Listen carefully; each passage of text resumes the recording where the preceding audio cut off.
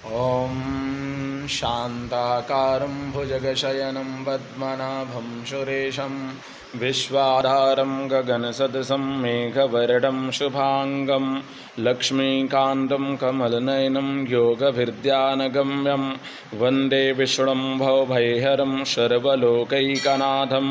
ॐ हिरण्यवर्णां हरडिं सुवर्णरजतस्त्रयां चन्द्रां हिरण्मयीं लक्ष्मीं जातवेदो महावह।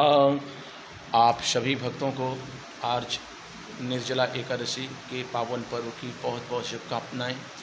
आज के दिन को निर्जला एकादशी के व्रत के नाम से भी जाना जाता है और आज की ही एकादशी को भीमसेनी एकादशी भी कहा जाता है।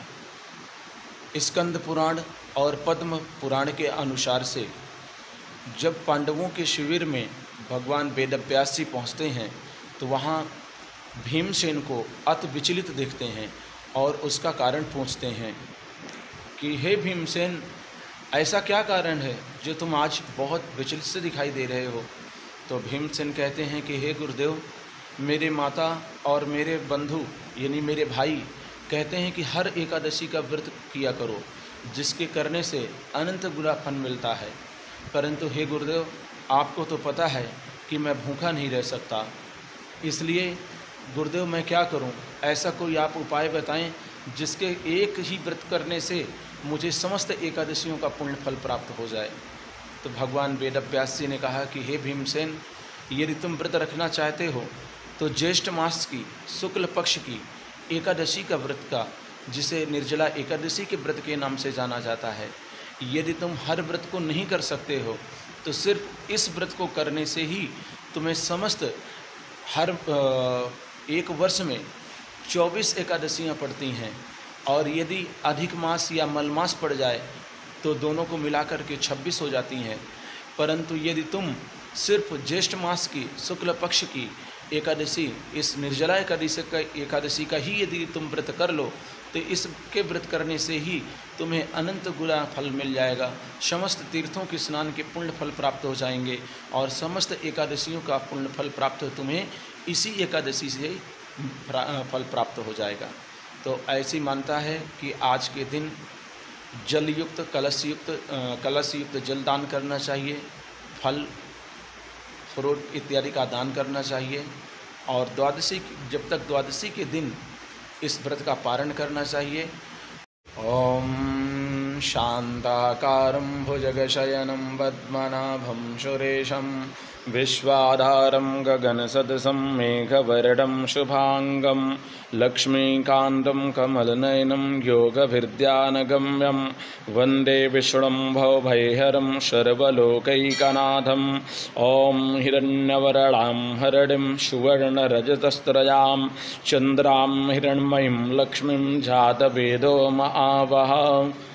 आप सभी भक्तों को आज निर्जला एकादशी के पावन पर्व की बहुत बहुत शुभकामनाएं। आज के दिन को निर्जला एकादशी के व्रत के नाम से भी जाना जाता है और आज की ही एकादशी को भीमसेनी एकादशी भी कहा जाता है। स्कंद पुराण और पद्म पुराण के अनुसार से जब पांडवों के शिविर में भगवान वेदव्यास जी पहुँचते हैं तो वहाँ भीमसेन को अति विचलित देखते हैं और उसका कारण पूछते हैं कि हे भीमसेन, ऐसा क्या कारण है जो तुम आज बहुत विचलित से दिखाई दे रहे हो। तो भीमसेन कहते हैं कि हे गुरुदेव, मेरे माता और मेरे बंधु यानी मेरे भाई कहते हैं कि हर एकादशी का व्रत किया करो, जिसके करने से अनंत गुना फल मिलता है।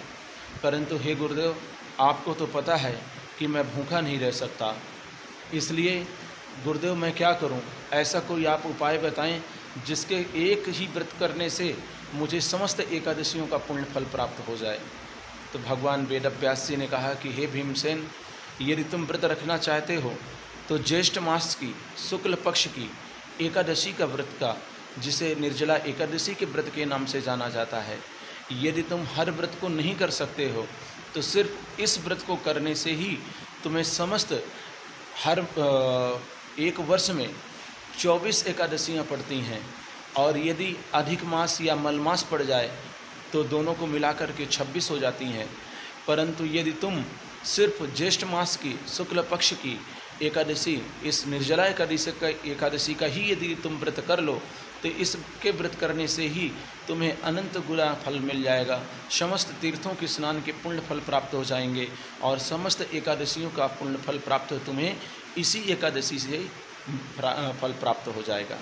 तो ऐसी मानता है कि आज के दिन जलयुक्त कलशयुक्त जल दान करना चाहिए, फल फ्रूट इत्यादि का दान करना चाहिए और जब तक द्वादशी के दिन इस व्रत का पारण करना चाहिए और जब तक द्वादशी के दिन इस व्रत का पारण करना चाहिए और इस व्रत के करने से भगवान श्री हरि की अनंत कृपा होती है और हमारी तरफ से भी भगवती महालक्ष्मी का आशीर्वाद आप सब भक्तों को प्राप्त हो।